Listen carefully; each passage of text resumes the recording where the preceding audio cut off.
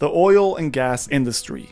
It's one of the most hated and targeted sectors in the world, and despite many innovations to reduce greenhouse gases across Earth, oil is still, without any doubt, the most important commodity on the planet. The price of oil has serious impacts on all kinds of industries, and most importantly, what you, the consumer, pay at the pump. Over the last 16 months, oil has experienced a roller coaster of events, with prices at one point last year dropping down to $0 a barrel.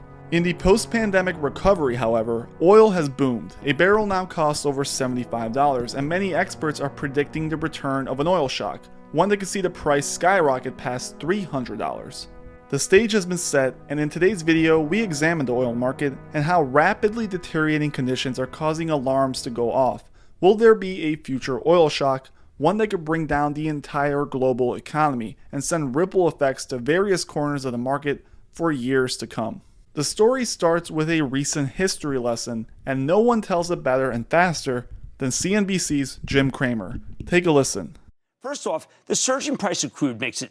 How about we say it makes life difficult for Fed Chief Jay Powell, particularly for tomorrow's meeting. Even as many other commodities have actually now fallen, and some fallen precipitously in recent weeks, oil keeps going higher. So when Powell gives his statement tomorrow and holds his press conference, he'll be tormented by the media with multiple questions about inflation. I've seen it, you've seen it. Powell's been adamant that disinflation is transitory. If not for oil, he could have fallen back on it. He could have pointed to all the falling grains, lumber, copper, and said, I told you so. Unfortunately, oil's too powerful and negative for the press to ignore. And I bet at some point he'll say he's monitoring it, which in this world means sell, sell, sell, sell, sell, sell, sell, sell. Second, no matter what you say or do, the algorithms, this is the program trading, that control so much of trading, will immediately jump to the conclusion that oil demand is higher than expected, and that's inflationary. I have told you over and over that the price of crude is rising because of a reduction in supply. Part of that's a newfound discipline. Part of it's environmental concerns. Remember, when some eco-friendly insurgents snagged 3 Exxon board seats recently, it created a panic, just a panic in the oil patch. The only really sure way to cut down on carbon emissions is to cut down on drilling. Hey, maybe that's why Shell is thinking about selling its entire 260,000-acre position of prime real estate in the Permian Basin, one of the hottest oil-producing regions on Earth. Now, almost all of the oil companies are being run for cash. They're no longer taking on debt to expand. Drilling rigs are not increasing despite the rise in price, and that is highly unusual. These recent price hikes are now translating to higher gas prices at the pump. This has caused a frenzy in both financial media and politics. Zero Hedge, a relatively popular website, even wrote articles suggesting that the price of oil is headed towards $300 a barrel. In today's video, we're going to go over that theory and see the full picture. The argument for higher oil is based on two very important variables that must remain stable if this theory is going to be correct. One is OPEC. OPEC is short for the Organization of the Petroleum Exporting Countries. It's essentially a cartel, a group of nations that accounts for about 41% of the world's crude oil production. To keep this as short as possible, OPEC countries, plus sometimes Russia, occasionally meet and decide how much crude they should collectively produce. Depending on various political and economical interests, they will decide on a number that keeps prices in their comfort zone. This makes OPEC sort of like the Federal Reserve for oil. At any one point, OPEC could decide to flood the market, which would undoubtedly crash prices. It is simple supply and demand. Right now, it just so happens that OPEC has been relatively slow to ramp up production because of the pandemic and the earlier issues we were seeing with the oil price. They have been very cautious to increase the supply, and this, along with a rebound in the demand, has caused prices to return to 2018 levels. For prices to keep rising the way they are, OPEC needs to remain committed to its cuts, and that is easier said than done. Because it's a collection of nations, it only takes one to cheat the system and pump out more oil than what was drawn up in order to mess everything up. We are seeing this now with arguments between the UAE and Saudi Arabia. One of them refuses to conform to the cuts, and with billions of dollars at stake, one country breaking the chain causes the entire apparatus to fall apart.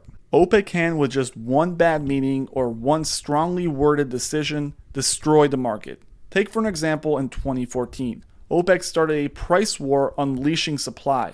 In June of 2014, the price of a barrel was $114.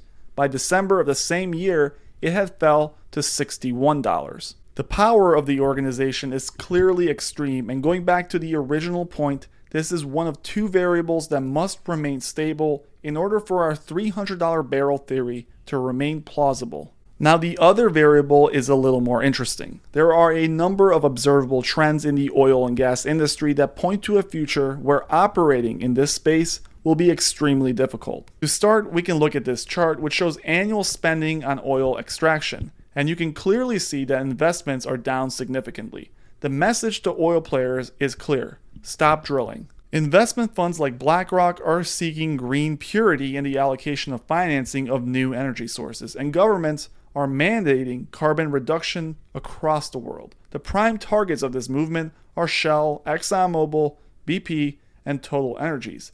And guess what? They have all heard the message and listened. Many have reduced their capital allocation towards petroleum, exited businesses, or converted petroleum assets like refineries to renewables. Just a couple of weeks ago, Royal Dutch Shell was ordered to speed up its decarbonization by a Dutch court. And just this week, the company took steps in that direction, doing the unthinkable, exiting its Permian shale position. The theory is that all of these decisions will ultimately result in less oil being produced. In fact, an article written in the Wall Street Journal noted that the, quote, planned investment in oil supply globally falls about $600 billion short of what is needed to meet projected demand by 2030, according to JP Morgan and Chase. So, in summary, the world has made a pretty serious bet on green energy sources, basically gambling that alternative fuels will be able to shoulder much of its energy burden. That is a transition without a track record or history and a very questionable roadmap of implementation. Time will tell if this big bet pays off. If OPEC is able to remain resilient and oil companies in the West continue to be targets for governments, there is no doubt that the price of the barrel could easily shoot up 100, 200, maybe even 300% from the levels we see today. In the meantime, if you're looking to diversify your holdings and maybe even buy up some crypto as a way to protect yourself against incoming inflation, please consider signing up for BlockFi using my affiliate link down below in the description. I keep about $5,000 with them and earn some pretty incredible interest on both stablecoins and crypto holdings. Thank you guys for watching, and as always, please make sure you hit that subscribe button if you enjoyed.